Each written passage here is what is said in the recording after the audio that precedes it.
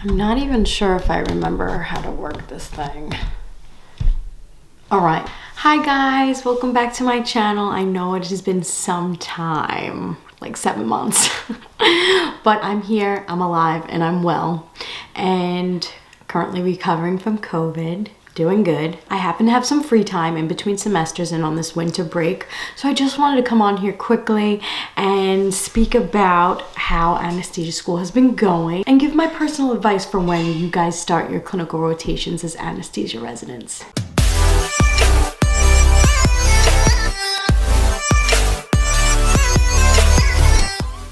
So basically all of semester 3 and 4 I went MIA on YouTube.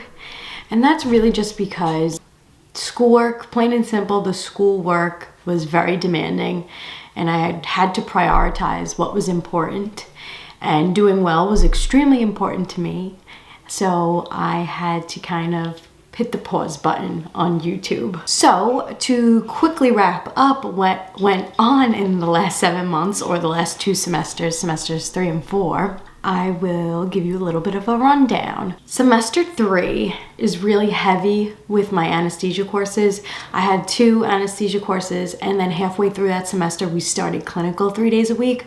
So it was just a constant go, go, go, go, go. Really never had much time to not study or like relax. So that's definitely a tough semester. And when you start clinicals on top of that, it's just a whole nother stress added where you're just excited and scared and can't sleep, and it's just like a lot of new things at once. Basically semester 3, on my days off, I was just studying, and then during the week I was care planning, and that's really what I did for 3 months. So in semester 4, it does get a little bit better. I mean, this is not every program, this is just me. I had 1 anesthesia course. I was in clinical about 2 months at that point, so I was a little bit more comfortable than the beginning, and it wasn't as much time studying. It was more like, let me get comfortable in the skills that I've learned, let me brush up on what I've learned in the didactic area, and then I was learning more specialized anesthesia material rather than the overall general basics of anesthesia.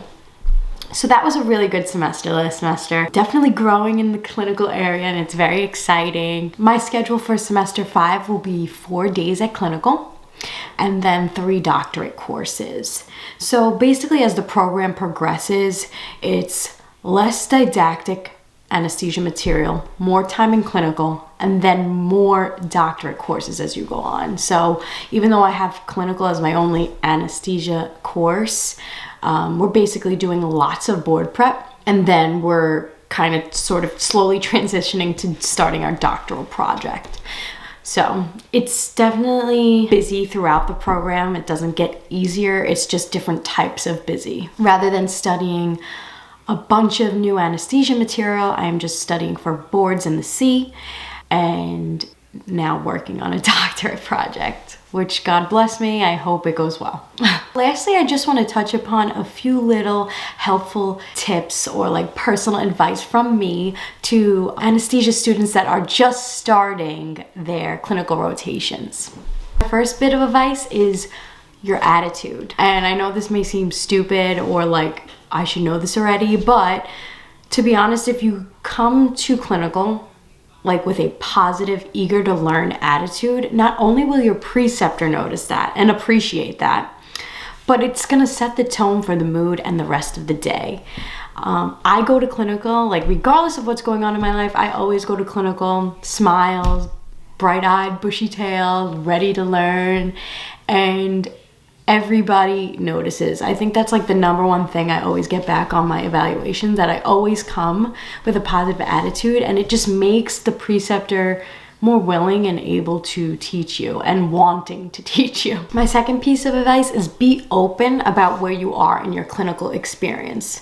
And by this I mean every morning when meeting with my preceptor, especially if I've never worked with them before, I discuss the case, express my concerns about the procedure or any patient-specific information. I also inform my preceptor about where I'm at in my program, how comfortable I am with certain skills and procedures, and then if I'm doing anything today that I've never done before, so something that would be like my first time. All this information can help your preceptor gauge their expectations for you for the day and allow your preceptor to aid in your learning experience and make it more specific to where you are in your program. My third piece of advice is be a sponge, but don't take everything personally.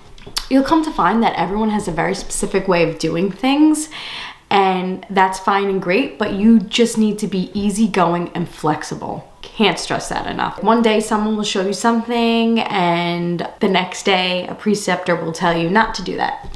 Honestly, as long as you have a thorough reason for why you're doing something, it really shouldn't be a problem. But if someone's telling you not to do something some way and explaining to you their reasoning, you need to be open and just take everything with a grain of salt, but just be appreciative of their advice and what they're trying to show you, because these people have multiple years of experience under their belt, and there's never one way to do anesthesia, there's multiple ways. So just take what you like and put it in the back of your head and make a mental note, and something that you don't necessarily agree with or don't resonate with, then, just still be appreciative, but you don't have to take that on with you in your professional practice. Usually when I get home, I do exactly what I just said. Like, I'll go home and write down when doing prone procedures, remove leads at the base and then flip the patient. So, something minute and simple like that, but if it makes my life easier and I like the way that CRNA practice, I just write down a little bullet point, and that way I will remember it for when I start my own personal professional practice. And just keep pushing no matter what. Remember why you're here, and you were chosen to be here amongst thousands of applicants. All right, guys, so that's all I have for now. I'm so sorry that I am like randomly on here, randomly not, but all my fellow SRNAs and future anesthesia students will understand the struggle and the grind. Just thanks for watching.